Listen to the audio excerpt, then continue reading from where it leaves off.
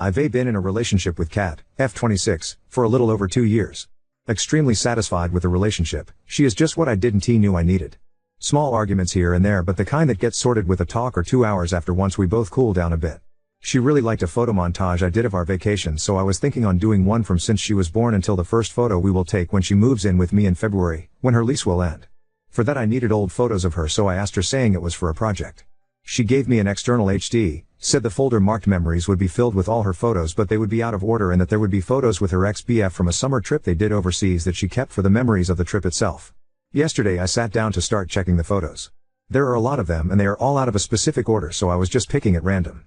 As I was scrolling down I saw a folder in the middle of the images. Weird name, it had a few brackets and random numbers with letters but showed it had content in it. I opened it, 2 images and 1 video. The images were a screenshot of some shoes on a shopping app and a selfie with a thumb covering the half the lens. Then I get the video. Short, 53 seconds, first 7 or 8 seconds is someone fumbling with what I expect to be a phone. Then the camera moves down and it is Kat back, naked. With the movements and sounds is obvious that this is her having sex with someone. To be clear, this is not proof of cheating. She has a back tattoo to which she has been adding through the years. On the video it is less complete than when I met her and her hair is very short. Checking by other photos I would say she was either 18 or 19 years old at the time. Now, we both know that neither of us was a virgin when we met. Still, it is a little bit unsettling to me to get that knowledge imprinted on my brain with visual aids. OFC, she is not doing anything wrong, but there are 3 things running wild on my mind. First, she was wearing what I can only describe as crotchless panties with a bunny tail to the side. At one point I could see what it looked like, a small whip, similar to what the jockeys use. She never showed any inclination for this kind of thing with me, but what is really bothering is that at one point I can see that her right wrist has a handcuff, the kind with fluffy pink hair around, with the other handcuff open at the side. This is bothering me because she absolutely hates to be held in any way by her wrists. First time I did it during sex she literally tensed and froze on the spot to the point that I stopped what I was doing to check on her. She told me to never do it again. I actually told her to give me a safe word that night so that if I ever did something that she wasn't comfortable, just say the word and I stop. Fortunately never had to use it to this day. Now my mind is trying to make sense of it and I am getting concerned that she doesn't trust me for some reason, at least not to the point she seems to have trusted this guy. Second, the existence of the video itself. She loves taking photos but nothing overly sexual, just some sexy outfits, but even those aren't what I would call too much skin. She is actually pretty flirty and sometimes inappropriate when texting or speaking over the phone, but she told me once to forget any nudes or videos. She won't send them nor let me take them. Really don't mind, I rather see everything live. And now I see a video. Third, and what is bothering the most. I'm almost 100% sure the guy is a friend of hers, Mark M26. At the end of the video, when he goes to shut the recording he pointed the camera to his wrist. There is a tattoo there that is the same as Mark's. I highly doubt she met 2 guys with the same tattoo in the same lace. And they have been friends since first year of college, so it matches the time frame. This is not someone that I am gonna say, oh they are BFF, they are always together, spend time alone in their apartments. They see each other maybe once a month when their group gathers for dinner or drinks. I actually go with her more often than not. I've been going crazy trying to replay their interactions, looking for any signs that I may have missed of something other than friendship, but honestly, I am coming up empty. He also has a GF and he looks at her the same way I look at mine. I don't expect Kat to tell me every hookup and relationship she had in the past, but with someone that she sees with some regularity I would expect an heads up of some sort, especially because it seems more than just a casual thing, looking at the all setup. This is driving me mad. My actual brain knows she has done nothing wrong and that I am probably overreacting, but my body stress response right now is through the roof. I know that I need to speak to her tomorrow, before I let this pen up more. Already had a bad night's sleep. Tonight I don't expect it to be better, and I am concerned that having this conversation without a clear mind may actually cause issues that I really don't want to have. And honestly, I am a bit scared to go deeper into this rabbit hole. Jesus, what a rant this has become. Sorry for the wall of text, seems I had more to vent than I thought. How do I approach this conversation tomorrow? Edit. Now, maybe my English isn't as good as I hoped, because I honestly do not understand the amount of people with the idea that I want to do BDSM with my GF and that I am salty about she doing it with someone else. Never did. It is not something I can see enjoying, so I would only do it to an extent if I was asked. My issue is, if she is interested in this, why hasn't she approached the subject in a 2-year relationship? And it doesn't help the matter that this doesn't seem to be an ex but one of her friends, which either is in fact an ex and she hid that from me when we talked about past relationships in the beginning of our own, or had a FWB situation or whatever else happened there. Is the not having context to the video that is causing my mind spinning, and that is why I need to speak with her before the dam burst, and that is why I reached out for advice to at least not making this shit worse than it already is. And no, I didn't went through her phone to get pictures. I asked her for pictures, she gave an external HD and told me in which folder to get them. The HD had other folders, I didn't open them. The video was inside a strangely named folder inside the memories folder. I am talking to her tonight, after she comes back from work. She already knows something is not right. I couldn't sleep yesterday and she came back to see why I wasn't in bed that late.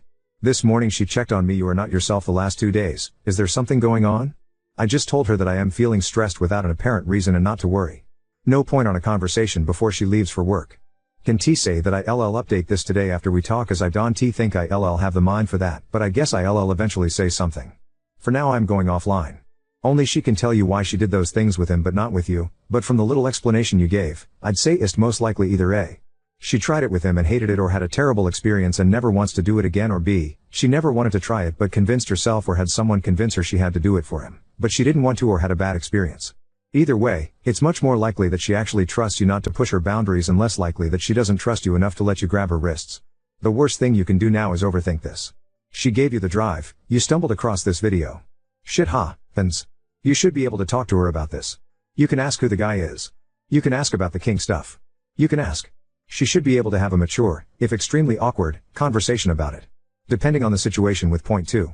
She may not want to answer all the questions, but you should be able to have enough of a conversation to quiet your concerns a bit. Honestly, I've had super uncomfortable conversations with my partners about things I've heard / seen / thought that have made me insecure. They suck. They're awkward. But they're important. Whether or not she can have a conversation with you about that is way more important than the actual circumstances of that video. Bonus point 4. People change as they get older, and that includes taste in sex. Not everyone who wears ripped skinny jeans at 18 will want to wear them at 26. It is normal for people to experiment with things or even enjoy things when they're younger that they want nothing to do with as they get older. The most likely reality is that it has nothing at all to do with you. Update 1. The advice of listening to her instead of turning the conversation into an interrogation that was pointed to me by several people prevented me to actually complicate our talk. Not gonna pretend that it is all roses and sunshine. There is some trust that needs to be rebuilt, and I still need to process the image of the video. It is still fresh, so my brain keeps pushing it forward, but I feel that I just need some time to let my brain shake it off. The original post was long. This update might be a bit as well. She read this before I posted, so all I've written was with her consent. Got a call from an old friend of mine to check up on me because my GF had called him worried about my behavior of the last 2 days. When I said that it was something that I would need to talk to her, he said, "That is fine, just remember that Kat is not Mary, an ex of mine. Don T, bring that baggage with you. If you have an issue, talk it out, but Don T, put on your GF someone else's blame." It was like a light switch that flipped. I had been so freaked out that didn't even realize that a lot of what I was feeling was past trauma that was being brought up front and boosting my reactions. Basically afraid of going through something similar, again. When she got home she was already wanting to speak with me. I told her that if she wanted to take a shower I would make some tea and we would talk. I told her that I loved her. I wasn't accusing her of anything or mad at her. I was going through something and she was the only one I could speak that could help me move past it. That I needed her to be honest and not try to hide things from me. Once she agreed, I just asked, when you gave me the external for me to get those photos, were you aware that there is a video in there of you and someone that I think is Mark having sex? That is not possible, I deleted it years ago.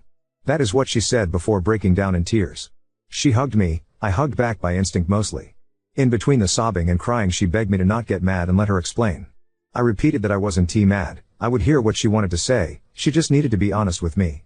Once she calmed down she told me that it happened around 3 weeks after her 19th birthday. She had broken up with her high school BF about 2 months prior. They were both pretty drunk, hanging out at her apartment living room after a night out, and things just escalated into physical.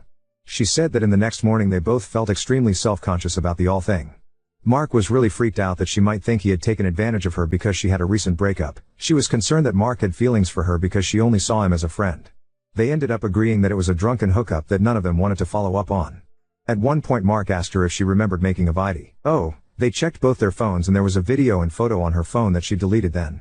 She never saw them again and believed them to be gone. According to her they even avoided each other for the next couple of months because of the awkwardness, and nothing else happened. I had been watching her while she spoke. She kept eye contact while speaking, seemed tense but nothing unexpected. All in all I saw no reason not to believe her. The handcuffs and all? Joke birthday gift from her girlfriends, it just happened to be there when they went to the room and they thought it would be fun to open the set. We only talked about this yesterday. At the time I had other more pressing questions. As for not telling me in the first place, when she started dating her ex, Mark was out of the country, so she never mentioned that happening to her ex. When Mark came back her ex was already showing signs of being jealous and controlling without much reason, so she decided no to throw gasoline into the fire. Mark started dating a girl and mentioned that they had been together once a long time ago because she asked. His GF told her ex-BF in the middle of a group outing. Her ex exploded, she ended up breaking up with him. Things went a bit out of control to the verge of harassment/stalking. Mark relationship imploded sometime later because the girl saw Kat breaking up with her ex as proof that she has feelings for you and became a bit crazy. She never told me because, in the beginning she wasn't sure how I would react and was afraid I went her ex path, and by the time she figured I wouldn't go that path it had been so long that she just let it go. She apologized, admitted that was a bad call on her part and should have told me and let me decide how comfortable I was with it. When she spoke about her ex being abusive, I gently asked if he was the reason for her issue with being held by the wrists. He wasn't. He was verbally and psychologically abusive but was never physical. It was someone else after she broke up with her ex, someone that belonged to her friend's group. Apparently he had a secret crush on her, was drunk at a party, they were alone on a small balcony and she friend-zoned him when he proposed. He got close, she placed her hands on his chest to try and stop him and he held her by the wrists and pinned her against a wall. One of her friends saw it through the window and helped. The guy was cut off by the friend's group and last time she knew he left to work somewhere else. Still she was aware that if they were alone it might have been a lot worse and when I did it to her it was just a response to the memory. Also, this actually explains some behaviors of hers when we started dating. She looked like she needed time to make sure she was comfortable to be alone with me, now I know why. After this I was drained, well I guess anyone that actually read this far will be as well. I went silent for a good while just replaying everything. She came to me, held my hands and apologized again, said she couldn't make what I saw disappear but it was really in the past and she just needed me to tell her what else she could do to make things easier for me. Honestly at that point my brain was shot. Then she did something that caught me completely off guard. She called Mark on the phone, placed him on loudspeaker while motioning me to be quiet and asked him if he could speak or was close to his GF. His reply was, to me telling, he said that is an odd thing to ask, I am alone, is something wrong? She told him that I had seen the video. Basically, the entirety of the conversation confirmed everything she told me, I didn't say anything so he didn't knew I was listening. After freaking out with I saw you delete that shit, he referred to it as a one-time meaningless thing and a drunk hookup that keeps coming back to haunt us. Was also worried that I would tell his GF like my crazy ex. So after all this she asked me if I needed space but I told her I wanted her near. If she didn't want to be with me in bed I could sleep in my study but she wanted to be close as well. We spent yesterday together, didn't go to the party as it was planned, talked and just kept each other close. She and Mark will take a break on their friendship, he told his GF, which took it better than me, but they decided some distance is better at this point. My GF also offered to only go out with the group with me present regardless of Mark being there or not. Other than that I just asked her to give me some time and to not try initiate sex for now. I want to be completely clear-minded and release this stress that built up before that. Now on to second story. Discovered my mother chose my absar over me. For 12 years she stayed with him, leaving me to question my entire reality. I was removed from my mother's care by DCFS when I was 11 years old due to allegations of SA posed against my stepfather. He was convicted of those crimes, but took a plea deal which meant he'd be out by the time I was 13. And from what I can remember I don't even know that he served those 2 full years anyway. I was his primary victim. I don't remember how old I was when it started but the earliest he admitted to was when I was 8. I don't know if my mom knew before DCFS got involved or if she found out afterwards, but now I don't think it would have mattered to her if she was aware. After being put into temporary custody of the state while the legal issues were sorted out, eventually I was placed with a relative and her husband, who later adopted me when it was clear my mother wouldn't be getting me back. My adoptive parents put me in therapy, got me the help I needed, did everything they could to make me feel safe again. Something they never prevented me from was speaking to my mother. I was always able to call or text her, and she was always allowed to come visit me but I could never go and see her. I didn't really question it as a kid, I assumed it was some stipulation the courts made. I believed growing up that the reason my mom hadn't gotten me back was because of neglect I guess. I assumed that the court thought it was partly her fault that I had been left unattended with that man so often, or that it took someone else noticing I was physically injured for something to be done about it. My adoptive parents never challenged these assumptions I had, and they always told me that they would never stop me from having a relationship with my mom so long as that's what I wanted. Once I turned 18 my mom and I started talking more frequently but we didn't see each other in person often. I never really thought much of it at first but as the years went by I started questioning the circumstances of my removal and subsequent adoption. I was confused as to why a woman with no prior issues with the law would have had her child taken from her in such a cut and dry way. I decided to ask my adoptive parents about it, and they very gently informed me that my mother was told that in order for her to regain custody of me, her husband, my abuser, would be required to leave the home, and could not under any circumstances come near me.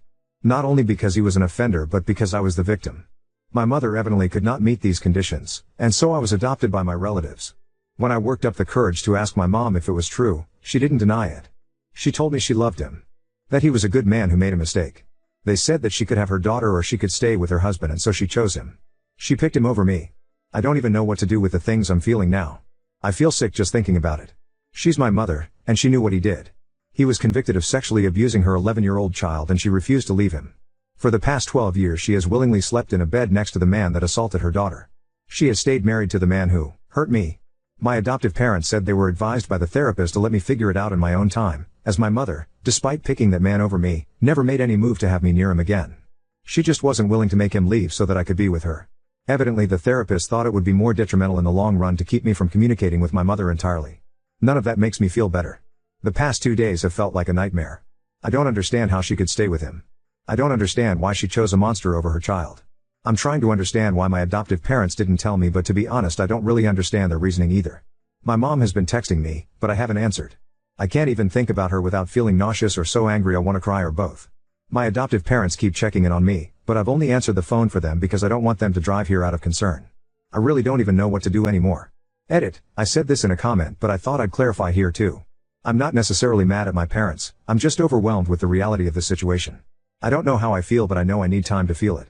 I am still in therapy, which is related to the abuse I experienced, so I do have a professional to rely on for guidance if I need it. And I don't think I'll ever be able to speak to my mother again. I can't get past this to forgive her or understand her reasoning, and I'm not sure I will ever want to try. Update 1. I had a therapy session earlier in the week, so I was able to bring this revelation up to my therapist, and we're going to work on ways to help me through processing this. That's obviously something that's going to take time, but I'm sure eventually I'll find a way to live with it, I guess. Right now I still don't know how to unpack any of the feelings I have about this. I do understand why my adoptive parents went about it the way they did. In the moment, being given that information was just a lot to comprehend/deal with, and I felt betrayed. Not necessarily by them, but I think I did put some of those feelings onto them. That wasn't really fair, and I did try to apologize, but they aren't upset with me for it, and they felt I didn't have anything to be sorry for. They know firsthand how difficult this is for me, and they told me they were already expecting the reaction I had. My adoptive mom said that if she had been in my shoes, she would have been upset too, even if that feeling wasn't entirely directed at the right people. I did speak to them about how I felt, and I asked if they could tell me a little more about why they decided to handle it the way they did. They said that when they got custody of me and saw all the ways the trauma from my earlier childhood manifested, they wanted to do everything to make sure I would be able to grow up as cared for and well adjusted as possible. When the therapist encouraged them not to tell me the truth or challenge my belief that I'd been removed from my mom because of neglect, they followed that advice. The doctors and my parents thought it best for me to realize/understand my mother's choice on my own. They said that I had already been failed by so many adults in my life that were supposed to protect me, and that they didn't want to add to that list. My adoptive dad also mentioned wanting me to be able to enjoy at least part of my childhood without something like that revelation hanging over my head. Which, looking back at all of it, I really appreciate. I don't remember much of my childhood up until I was put into my adoptive parents' custody, and what I can remember isn't great, but the childhood they gave me made up for that in spades. I know the choices my adoptive parents made for me were made with my best interest in mind. I love them, and I know everything they did was out of love for me too. I feel like people misinterpreted what I was saying in my last post about my feelings towards them, so I just wanted to clarify that part of it. Regarding my mother, I essentially told her that I wasn't interested in speaking again given everything I know now. I don't know how she took it because I've since blocked her number. My parents have agreed to reiterate that message for me if she contacts them, but I don't think she will. I'm never reaching out to her again. I can't do it. I think part of me is always going to be wondering why she did the things she did, but based on all the answers she's given to my questions so far, I'm not sure her honesty would be very helpful to me in the long run.